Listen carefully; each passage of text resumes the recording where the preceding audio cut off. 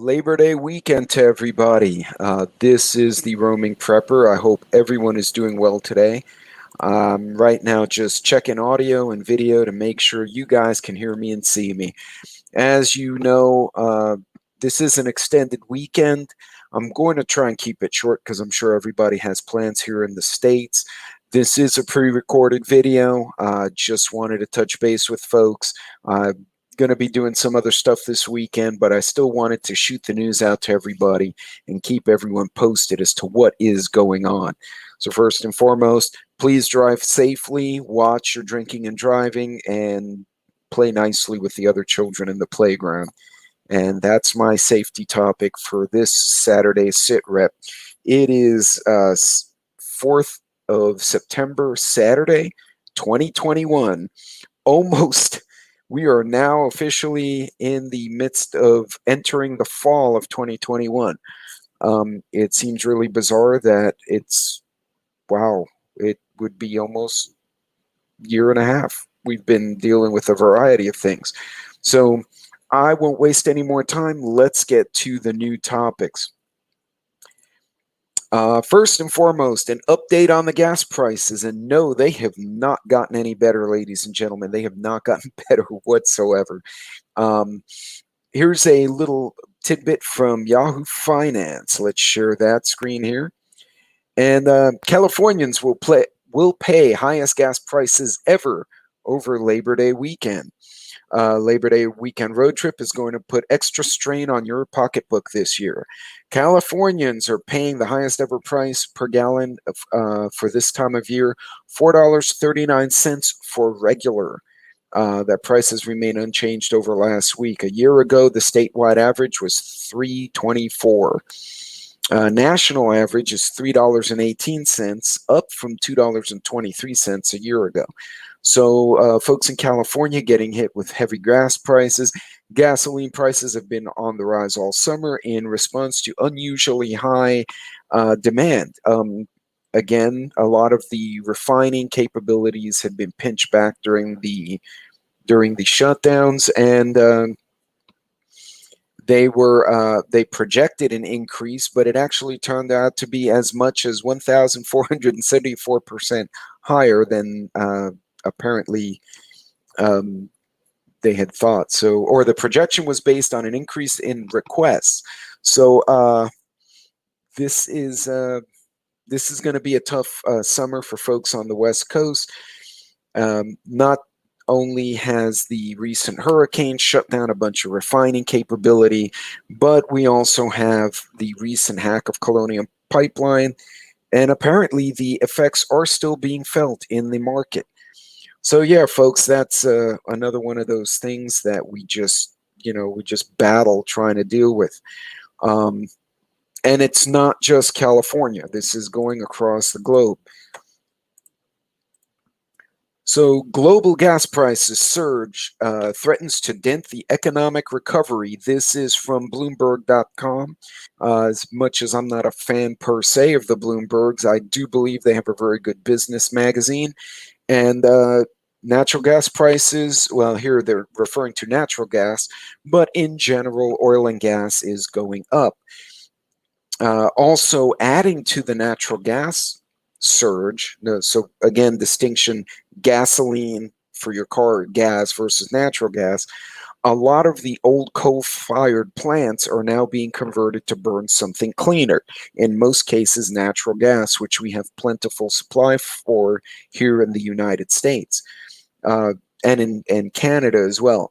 The coming winter may give the world a painful lesson in just how pervasive and vital gas has become for the economy. Unaffordable prices could crimp household spending and erode wages through inflation. Guys, everybody's been talking about inflation. We're seeing it at the grocery store. We're seeing it at the pump. Sadly, you're going to see it at the energy bill in your house. So now is a great time to take some steps. Again, as I've often told people in my videos, we cannot control the larger force majeure stuff. We cannot control wars. We cannot control terrorism, nor can we really affect the global markets. Maybe, Carl Schwab can, or Bill Gates, but folks like us probably can't. That being said, we can still prepare and react accordingly. So in this case, improve the efficiency of your home. Again, change your regular light bulbs to LEDs. Make sure your insulation in your windows is good. Check for drafts. Try and cut them off. If you have an older home and you can't really take the time or the money to change the windows, use blackout curtains to kind of the way they used tapestries back in the old castles. It muffles the movement of air through the window. It'll keep your house a little cooler and or warmer. If you're building a new home, definitely consider spray insulation in the attic. These are ways that you can make your home more efficient so that if there is an increase in natural gas, which would affect your home, or for that matter, anywhere else, or if you're using oil or any other hydrocarbon, you will be able to kind of not take as big a hit financially. We're already seeing inflation. We're going to see the prices go up. Looks like West Texas crude has gone down to 69. I can't see the Brent crude number on there. It just says generic NG. But energy costs are rising around the world as the recovery and demand from the worst of the Rona lockdowns collides with supply constraints. Again, there's that supply demand thing, guys. Now, Canadian Prepper, if you watch him, had pointed out that he's getting letters from his wholesalers. He has a store stating that they're seeing increased supply and disruptions out a year and a half. The missus is involved in doing a Etsy type stuff, and she and her group, there's like a little guild, if you will, making what she makes, have put in bulk orders as a group, and again leveraging that buying power with a group of people, and stuff they ordered in the middle and beginning of 2020 is just now arriving. I'm sorry, in the beginning of 21, so December, January, toward the worst of the Rona shutdowns, are just now arriving. So we're looking at 8 months, and these are not critical items for society. These are more raw materials to be used in products that are sold on places like Etsy, etc. So that kind of situation, if little generic things are backlogged, I promise you important things will get backlogged. So again, aside from the food preps, optimize your home efficiency. You will save the money and it will pay huge dividends. Just changing your lights to CFLs, or even better yet, LED type lighting, sealing up your windows and house will help immensely. So just remember those tips, guys. This is going to be an interesting winter. I think we all kind of know that, so no reason not to be ready for it as much as we can. And that's all we can do. Speaking of being ready, we're going to still hear about the after effects of the hurricane Ida. Now, Ida is part of the reason the prices are going up even more than they should have. Louisiana Shell Refinery left spewing chemicals after Ida. Now, actually, that I don't know if that's a current picture. That it looks like they're trying to burn off chemicals. Now, here's the trade-off, right? If you have a refinery that shuts down or partially has issues, to prevent an explosion, they'll burn off combustible gases in a controlled manner, and you'll see it here in these flares. Unfortunately, you see the nastiness coming out of those same flares. So this will cause pollution in that area. Now, the area is already in water. Sewage and cesspools and everything has been flooded. It's all over the place. And now they've got this in the air. So Louisiana, the Gulf Coast, has taken a big hit, both in terms of the storm, but also in terms of their health. Here it says, behind a playground littered with downed tree branches, Shell's refinery in Norco, Louisiana, spewed black smoke from its stack. The smell of rotten eggs, the signature scent of sulfur emissions, lingered in the air. In an effort to burn off toxic chemicals before and after Hurricane Ida, many industrial facilities sent the gas through smokestacks topped with a flare. But the hurricane blew some of those flares out like candles, allowing the pollutants to simply go into the air, and they weren't burned where they'll fall to the ground. It's kind of like lesser of two evils. The degree of pollution is still unknown, in part because phone lines have been down in a lot of sections of Louisiana and Mississippi. So they've already had reports to the the EPA about toxic waste. Now, important thing to note here, and this is an interesting thing to look at. About 50% of U.S. petroleum refining capacity, that includes butane, propane, gasoline, kerosene, and in some cases, some other derivatives, and 51% of U.S. natural gas, that's methane you use, for home heating or power plants, is based in the Gulf of Mexico. So when the Gulf of Mexico gets hit by a hurricane, even if it hits Houston and not Louisiana, or it hits Louisiana and not Houston, all the refineries will shut down in preparation for the storm to prevent explosions and toxic badness from happening. But when they do that, it takes them a week or more to get spinning back up. Also, the offshore platforms, which funnel a lot of the raw oil and gas into the coast, have been shut down and abandoned. So now people have to get in boats and helicopters, go back out, and start turning these facilities back on. And this takes time. It's not like flipping a switch. If you turn on the wrong thing, you could, explode inside one of these, have an explosion inside an offshore production platform and create a absolute disaster. So again, big numbers. 50% of the petroleum and 51% of U.S. natural gas is based around the Gulf Coast. In 2017, after Hurricane Harvey, air pollutions added up to 39% of total unauthorized emissions. So when they have to shut down like this and then they have to burn stuff off, there's a big increase in chemical pollution.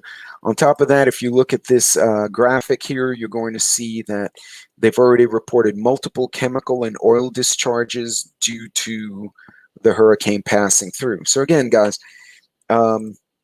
this is stuff that's important here. This is just a really profound picture here, guys. Look at that. I mean, wow. This was on 31st of August. So this poor guy lives, what, like a stone's throw away? That tells you a lot. So Shell is trying to assess the damage. But guys, remember, there will be a lot of residue. There will be a lot of delays. If they shut down even 20% of the refining capacity, we're going to feel it at the pump. So if you're traveling this weekend, it kind of sucks. I'm sorry. And it's all tied together, right? The hurricane, the gas prices, the supply and demand, everything's interlinked. So when you have everything interlinked, you get the butterfly effect. A butterfly flapping its wings here will cause a storm somewhere else. That's that hypothesis that in chaos, the mathematical chaos theory, it's the same thing. If you have a hurricane in the Gulf of Mexico, it's going to screw up something, in California. And you can, in this video, you can see the direct correlation. To add to the fun, yeah, there's another storm out there. So Hurricane Larry is now out and about in the far Atlantic. It already is a Cat 3. Larry is not expected to pose a threat to the U.S. in the days ahead, except for creating potentially life-threatening surf and rip current conditions on the East Coast. Now, if it's close enough to affect the East Coast, there's a distinct possibility it could turn abruptly and go into the East Coast.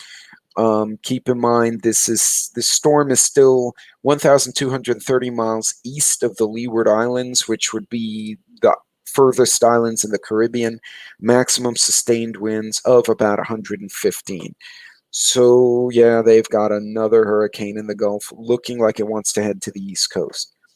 So again, gang, important stuff. Keep in mind, you need to be ready for this kind of stuff. Again, if you watched Angry Prepper, Jason was pointing out that his crew on the fire truck, they kept getting pulled over by people, and it turned out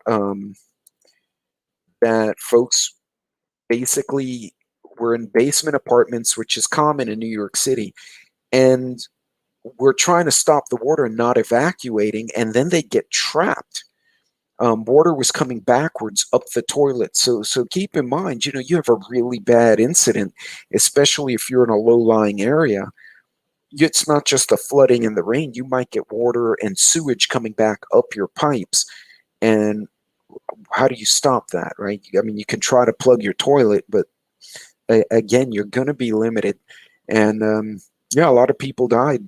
They were drowning in their apartments because they get trapped.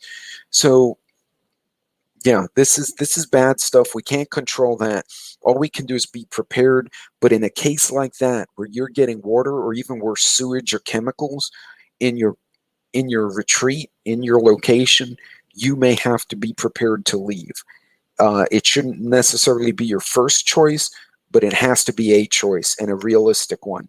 If you just choose to sit in place, and then a lot of these folks, they were in such a situation that firefighters, and it happened in Harvey, the responders, cops, guardsmen, whoever was out there, we couldn't get to people. We could see them. We physically couldn't get there without putting our guys in jeopardy. So all you could do is give them instructions to stand by, and then, figure out another way. So again, not the most optimum situation, but guys, this is why you prep. This is why you're ready. You have food, you have copies of your important papers, you maybe put stuff in the cloud, keep your phones charged, have, battery packs, solar chargers, anything like that. So if you have to hit the road, or if the emergency happens on the road, you're not caught flat-footed. Okay, these kind of situations are tough. So I got some updates, and I heard some of this on the news this morning, and I figured, well, shoot, I'm going to share this stuff as well, because this was really, really interesting. So Israel decided to use the Pfizer vaccine, almost 100%. They have an 80+% vaccination rate in their country. 80% of the people have received the pinch. But they're finding that it's just 39% effective against the Delta. People who are, well, I already said it, so vaccinated, it says it does prevent people from getting seriously sick, about 88% effective, but when they do get sick, they tend to get really bad. So the data is kind of, but they say it's only 39% effective about preventing you from being sickened in the first place. It does reduce the severity, but that was a really interesting test, because Israel systemically went through their entire population. So they're doing booster shots, trying to mitigate the problem. Basically, when they got to the 80%, they opened everything up and said, "Yay, we've got meds, go." And not so much. It actually, the Delta turned around and bit them pretty good. So they're trying to figure out. He stressed that the shots are still effective at preventing very severe cases for the most part. But again, a much lower number than was expected. And again, this type of antigen or pathogen, if you will, this coronavirus family, the whole family, like the common cold, they evolve. they change and they do it quickly. You know, influenzas and measles tend to be much more stable, right? They'll be the same for very, very many generations. Smallpox apparently is similar as well, but you know, this particular pathogen will change and it'll do very quickly. So we'll see where that goes. Interesting to note, though, if you do find the need to, you know, receive the med for, you know, your reasons. And again, I'm an advocate of being free to choose your own medical course of action. The new data shows that the Johnson vax works consistently against all the versions. So it's about 74%, which is like a flu shot effectiveness. And the recipients are showing that they don't need repeated booster shots. They're saying the goal is to be a single dose of the vax made by Johnson is highly effective in preventing severe illness and death, which is what they were really going for, of the various different versions of the illness. It's 95% effective to prevent fatality and 71% effective against any kind of hospitalization in general. But what they did was the older science, right? They basically put a weakened viral load into the shot into you, and your body reacts to it and kills it, as opposed to the newer messenger type meds. So that's what they were aiming at. When that first came out, they said this is supposed to be like a flu shot, an annual shot that will reduce your likelihood of having to go to a hospital.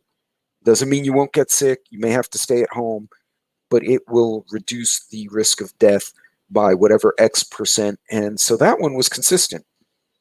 I just find that interesting, you know, as a guy who likes to follow science, when one company's pushing, you know, repeated pinches and the effectiveness is going lower and lower, and the other guys are like, no, we're just annual, we're all good, 110-year-old science, it works. That's what we're aiming for, is to prevent you from having to go to a doctor. And lo and behold, they're kind of within a few percent of where they wanted to be. So, and plus it's once a year, so you don't have to, you know, keep going back, which is silly. Again, individual choice, but I just thought I'd throw some science out there. Speaking of that, of course, it wouldn't be fun if we didn't have yet another version of the cootie. And there it is. So now there's a new variant called Mu, which I guess is which would be the next letter in the Greek alphabet. It's designated as a variant of interest, monitored by the global health body, et cetera, et cetera. It was first detected in Colombia in January of 21. So I guess this is what used to be called the Colombia variant. There have been 2,000 cases identified in the U.S., most Florida, California, Texas, and New York. However, it is not deemed to be an immediate threat right now. They're just watching the trend. It's not at all close to trying to be a dominant version. The Delta is still the more contagious. So according to this, the Mu variant has a constellation of different mutations, of mutations that indicate potential properties of immune escape. So basically, they said in a very excessively scientific way, they're not really sure what this thing is up to. But and apparently they've called and they said all the pinch providers, all the medication providers are currently studying it and had no comment. They're still looking at the data. And so, yeah, that's as if we didn't have enough fun. There's yet another variant. And again, this is what this type of pathogen does. It just keeps changing. traditionally, when this kind of illness has occurred in history, the first few waves are really bad, right? Because it's new to humanity and it just kills people. And then it starts to become more contagious but less lethal, because the virus wants to replicate, but it can't replicate if it kills this host too fast. So it wants to find that middle ground, and that's what it does. So it's they're still studying it, but they're really not sure. They're really not sure what to make of it. And according to well, hold on a second here, and I'll bring this one up. According to this report, so we have the companies. Certain people are pushing extra pinches, and this study said if you've taken the medication, chances are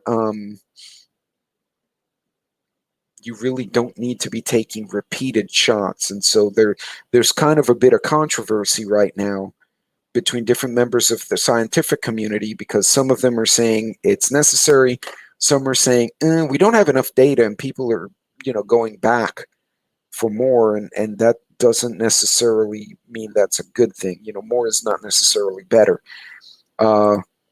If they, heaven only knows where they're going to go with this. I'm probably going to get this video flagged because I keep saying the words that offend. But again, interesting stuff. Guys, this was just a quick update for the weekend. I will likely not be doing anything until Tuesday evening, although you may see little lives or posts from me kind of randomly throughout the weekend. I just wanted to give you guys an update as you guys start heading out of town, as you guys start visiting family. The gas prices are going up. The Gulf Coast is a mess because of Hurricane Ida, and basically the Rona is doing what Ronas do, and it's changing. So, don't lick doorknobs and stuff like that. Try to keep healthy. Folks, supply chain's going to suck again. It's going to keep sucking. I'm hearing a year, 18 months from different industries. So plan around it. Buy in bulk. Buy with groups. Store and save. I'm going to throw some more technical videos on Thursdays showing my methodologies for storing and saving different types of foods, so you're not getting hit. The best idea is to eat today on yesterday's cheaper pricing, if that makes any sense. Folks, until next time, I'm going to leave you with this. Be safe. Godspeed if you're on the road. Drive safely this Labor Day weekend. Do not drive stupid. Take care of your friends. Enjoy the weekend, and pay attention. Be ready. And if you can help someone out and educate them, please do. Until next time, this is the Roaming Prepper signing off. Take care.